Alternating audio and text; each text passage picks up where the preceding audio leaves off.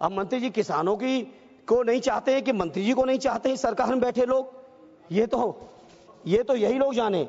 लेकिन किसानों की कर्ज माफी हो, बीजेपी के लोग ये एनडीए की सरकार भाषण चाहे जितना दे ले किसानों के लिए, लेकिन दिल में किसानों के लिए नफरत लेके बैठे हुए। किसान के इस्तेमाल के डीजल के दाम बढ़ गए, ट्रैक्टर थ्रेसर से लेके जितने भी, मैं पूछना चाहता हूं मंत्री जी जवाब दे दीजिएगा।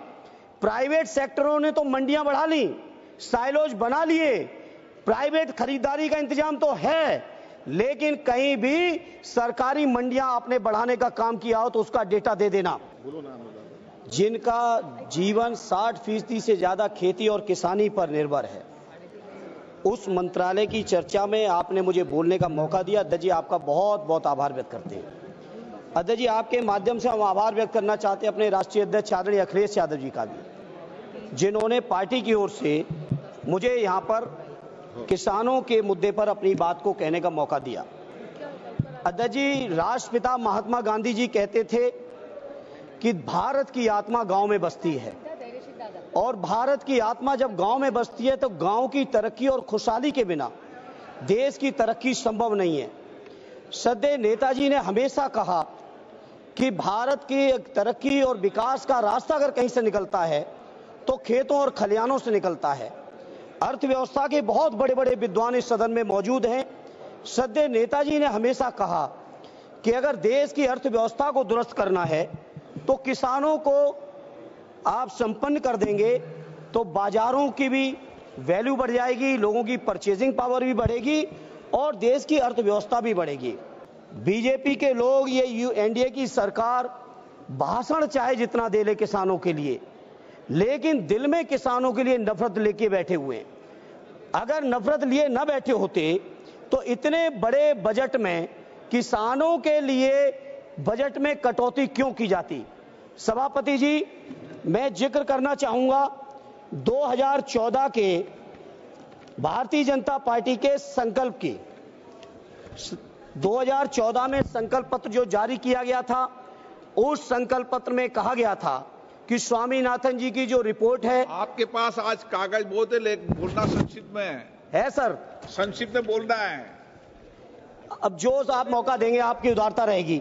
सभापति जी, 2014 के संकल्प पत्र में कहा गया कि स्वामीनाथन जी की सिफारिश के अनुरूप जो किसानों की लागत है, जिसमें लागत में श्रद्धेय नेताजी कहते थे, और उसी बात को स्वामीनाथन जी ने भी कहा, किसान की अपनी मेहनत, अपने परिवार की मेहनत, उनके जो पशुओं की मेहनत, खेती की जो वैल्यू है उस वैल्यू का जो मार्केट में ब्याज होना चाहिए, सारी की सारी चीजों को अगर मिला लें, जिसको स्वामीनाथन जी ने फार्मूला दिया था C2 का, C2 प्लस 50%, माने लागत का 1.5 गुना समर्थन मूल्य।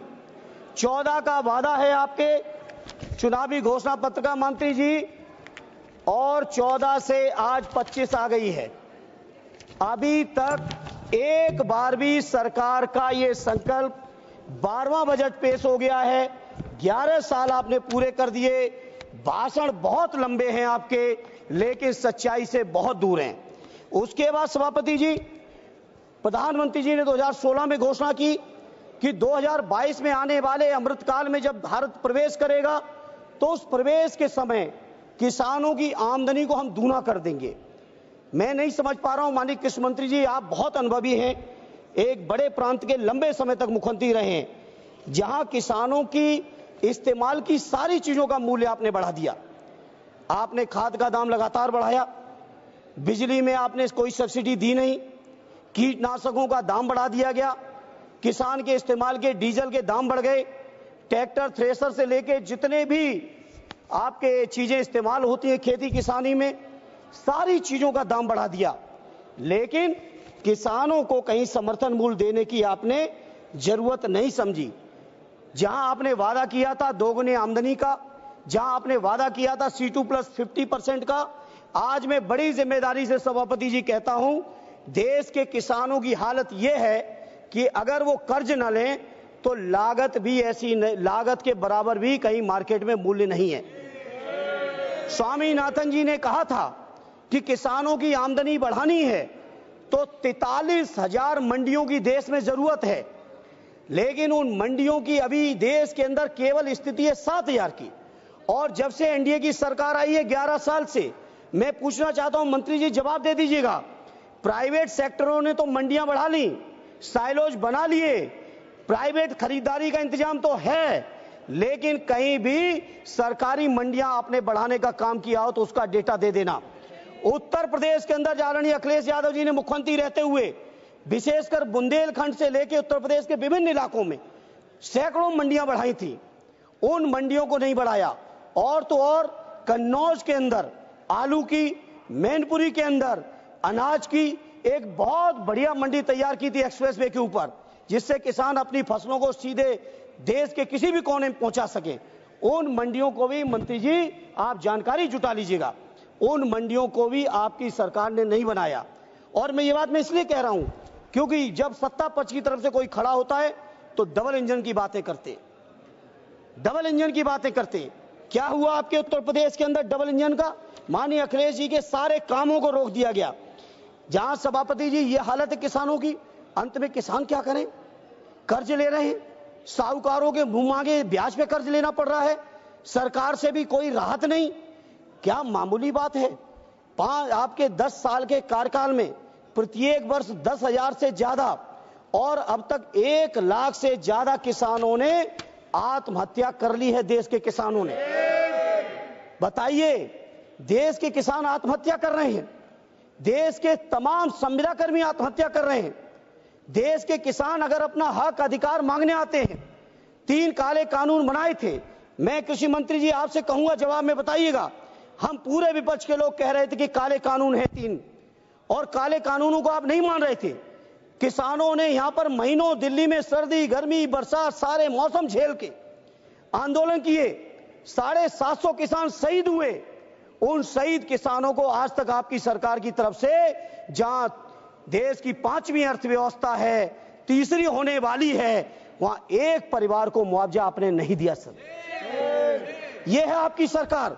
यह डंका बज रहा होगा किसी बड़े बड़े लोगों के लिए, कुछ चुनिंदा उद्योगपतियों के लिए बज रहा होगा डंका, लेकिन देश के किसानों की जो बर्बादी है वो छुपी नहीं है। सभापति जी, सभापति जी, मैं आपसे कहना चाहता हूं, जहां देश के अंदर पूंजीपतियों का 16 लाख करोड़ से ज्यादा कर्ज आपने माफ किया है, 16 लाख करोड़ से ज्यादा देश की बैंकों ने पूंजीपतियों का, बड़े बड़े पूंजीपतियों का, जिसमें चुनिंदा होंगे, हम किसी का नाम नहीं कोट करेंगे, पूरा देश जानता है, लेकिन किसानों के कर्ज की माफी की बात आती है तो सरकार एकदम चुप बैठ जाती है। यही आपका किसानों के प्रति प्रेम है। मैं बड़ी जिम्मेदारी से कहता हूं, अपने देश के किसान भाइयों को कहना चाहता हूं, देश की सर्वोच्च सदन से कहना चाहता हूं, आपको सोचना पड़ेगा, चिंतन करना पड़ेगा, कैसी सरकार आपने चुन ली। कितना प्रधानमंत्री जी के नाम पे झूठी बातों को आप विश्वास कराओगे लोगों को? कह रहे कितना दिया है, उससे एक मिनट शब्द, जितना दिया है सुन लो, उससे ज्यादा आपने जो यूरिया की बोरी 50 से 40 कर दी, उसमें काट लिया है, उससे ज्यादा आपने जीएसटी में वसूल लिया। आप बताओ ट्रैक्टर पे कितना जीएसटी है, यूरिया पे कितनी जीएसटी है, कीटनाशकों पे कितनी जीएसटी है?